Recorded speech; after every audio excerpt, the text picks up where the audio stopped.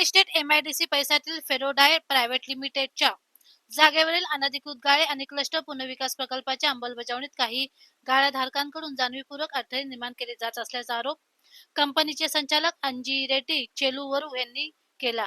त्रिपक्षीय करारानुसार अनधिकृत बांधकामावर कारवाई करून क्लस्टर प्रकल्प तातडीने सुरू करावा अशी मागणी त्यांनी बुधवारी झालेल्या पत्रकार परिषदेत केली. चेलुवरू यांनी सांगितले की 2005 मध्ये कंपनीची मालकी घेतल्यानंतर काही गाळाधारकांकडून गाळ्याच्या रकमेचे आश्वासन देत पोस्ट डेटेड धनादेश दिले होते. मात्र हे धनादेश वटले नाहीत आणि देयकेही थकीत राहिली. त्यानंतर काही गाळाधारकांनी गेल्या 2 दशकापासून आर्थिक देणी न भरता परवानगीशिवाय गाळ्याचा विस्तार, अनधिकृत बांधकामे, भाडे थकवणे, खोट्या तक्रारी आणि न्यायालयीन खटले दाखल करून कंपनीला त्रास दिल्याचा आरोप त्यांनी यावेळी केला. 2009 मध्ये स्थापन झालेल्या फेरोडा इंडस्ट्रियल प्रिमेस कोऑपरेटिव्ह सोसायटीची नोंदणी काही सदस्यांच्या बेकायदेशीर बांधकामामुळे रद्द करण्यात आली. तसेच बनावट सोसायटीच्या लेटरहेड आणि शिक्क्याचा वापर करून 20 मीटर मिळवण्याप्रकरणी गुन्हा दाखल असून हे प्रकरण न्यायप्रविष्ट असल्याचे त्यांनी यावेळी सांगितले. क्लस्टर पुनर्विकास योजनेअंतर्गत कंपनीच्या 10,109 चौरस मीटर क्षेत्रापैकी 5,054 चौरस मीटर क्षेत्र संपादित करण्यात आले असून 6 एप्रिल 2023 रोजी ही जमीन महापालिकेकडे हस्तांतरित करण्यात आली. त्यानंतर महापालिकेने अनधिकृत बांधकामे हटवण्यासाठी नोटिसा बजावल्या. मात्र काही गाळाधारकांनी चुकीची माहिती देत कारवाईला विरोध केल्याचा आरोप त्यांनी यावेळी केला. चेलुवरू यांनी दावा केला की उपमुख्यमंत्री एकनाथ शिंदे यांच्याशी आपला अनेक वर्षाचा स्नेह आणि परिचय असूनही त्यांच्या काही हस्तकांकडून तसेच विरोधी पक्षातील काही राजकीय व्यक्तींकडून क्लस्टर पुनर्विकास प्रकल्पात अडथळे आणले जात आहेत. विकासकांना धमकावून किंवा दबाव टाकून प्रकल्पातून माघार घेण्यास भाग पाडण्याचे प्रकार घडल्याचाही आरोप त्यांनी यावेळी केला. ठाणे महानगरपालिकेने नोटिसा बजावल्यानंतर संबंधित गाळाधारकांनी आमदार संजय केळकर तसेच टिस्साच्या संचालकांची भेट घेऊन चुकीची व दिशाभूल करणारी माहिती दिली. त्यामुळे ह्या संपूर्ण प्रकरणाचे विकृत चित्र जनतेसमोर उभे करण्यात आल्याचा आरोपही त्यांनी यावेळी केला. दरम्यान त्रिपक्षीय करारानुसार महापालिकेने अनधिकृत बांधकामावर तातडीने कारवाई करून क्लस्टर पुनर्विकास प्रकल्पाची अंमलबजावणी विलंब न लावता सुरू करावी अशी मागणी चेलुवरू यांनी पत्रकार परिषदेत केली. इंडस्ट्री को टेक ओवर किया है. हमारा ये नियम है लोगों को रोजगार दिलाने का. वो अनएम्प्लॉयज को, एजुकेटेड पर्सन को, डिप्लोमा पास, ITI पास वालों को, उनको एक रोजगार दिलाने का हमारा प्लान था. इसीलिए हम लोग ऑफर किया है. लोग आया है, वो लोग अच्छा से हमारे से जोड़ा है. आज भी वो लोग कम से कम 400 आदमी लोग उधर रोजगार करता है और दाल रोटी खाता है. हम वो लोगों से, हमको कोई ऑब्जेक्शन नहीं है, मगर हमारा एक ही है, जो कंसिडरेशन वैल्यू है हाई कोर्ट में जो अमाउंट डिपॉजिट किया वो अमाउंट बैंक इंटरेस्ट से हमको दे दीजिए. आज भी हम लोग उनको कोऑपरेट करने के लिए हम लोग तैयार. आज भी जो भी है वो TMC का हाथ में, वो TMC वो लोग क्या करने का है, हमारे से जो कोऑपरेट करना है मैं कर. सर उस एरिया में जो है पॉलिटिकल प्रेशर की वजह से वो आने वाले मान नहीं रहे, आपका भाड़ा भी बंद कर रहा है, क्या उसके पीछे की क्या वजह है? सर 20 साल से हमको रेंट देता बोल के हाई कोर्ट का सामने एग्री हुआ.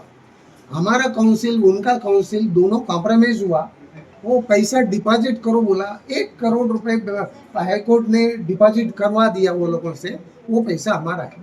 जज मार्लापेली साहब है, उसका मेरे पास ऑर्डर का कॉपी भी है. और वो लोग रिट पिटिशन डाला था, उसका साथ में वो पैसा भी विड्रा किया. 2012 में हमको 10 करोड़ आने का बोल के म्यूनसिपल में कंप्लेंट किया है. वो MIDC में लेटर दिया है, पुलिस कमिश्नर थाना में लेटर दिया है, मगर आज तक 12 साल से हमको कोई 1 रुपये दिया नहीं. आज वो लोग मिसगाइड करते हैं सब जगह. हम पूरा पैसा दे दिया. उन लोगों का चेक आज भी पड़ा है मेरे पास, फिर भी हम कभी भी उनका एगेंस्ट किधर भी स्टेटमेंट नहीं दिया. हम एगेंस्ट किधर भी नहीं गया. आज हमारा यही है, आज भी वो पैसा हमको दे दो. इतना दिन वो पड़ा, वो पैसा दे दो.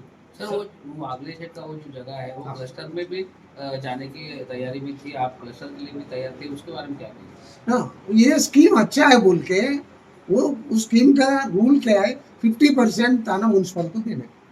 वो थाना म्यूनसिपल हमको फैसिलिटी दे रहा है, इसके लिए मैं थाना म्यूनसिपल को 50% दे रहा हूँ. हमारा 10,000 मीटर में 5,054 मीटर उनको दिया है. 5,054 मीटर हमारे पास है.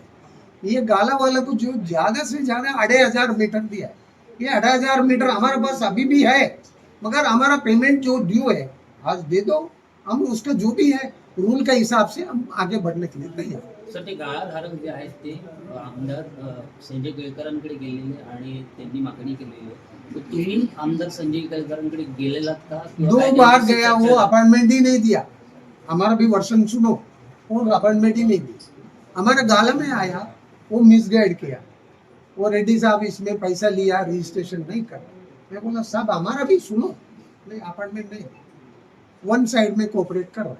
वो क्या बोलते हैं हम लोग 350 आदमी लोग रोड पे आएगा. मैं बोला मेरा जिम्मेदार नहीं है, तुम लोग ही किया है.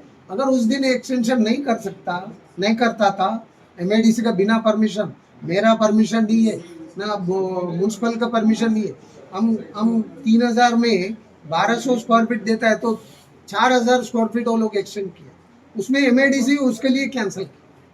वो संजय गड़ीगांवकर आके कंस्ट्रक्शन का पैसा लिया वो लोगों से, फायदा हुआ उसको, उसका पीछे जो लोग है वो हमको लेना देना नहीं.